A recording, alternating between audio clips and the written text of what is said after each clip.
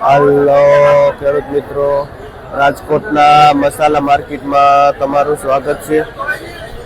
આજે તારીખ 29 નવેમ્બર 2025 અને શનિવાર છે।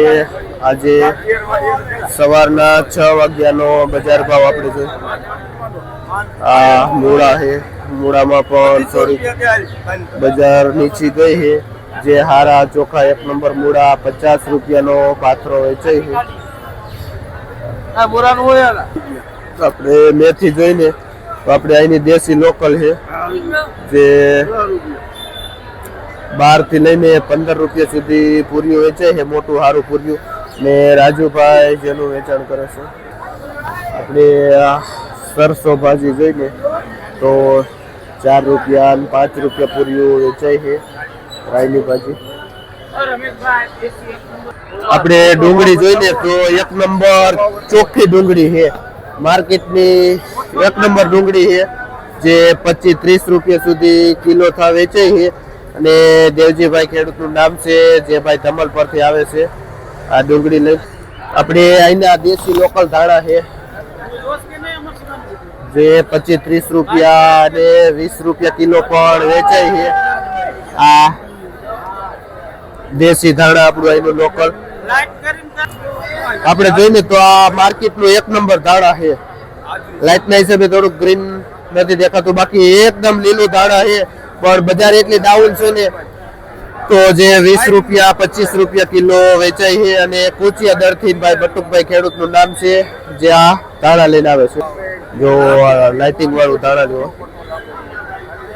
બજાર ડાઉન ના હિસાબે માર્કેટમાં ભયાનક મંદી પડી ગઈ છે ધાણામાં।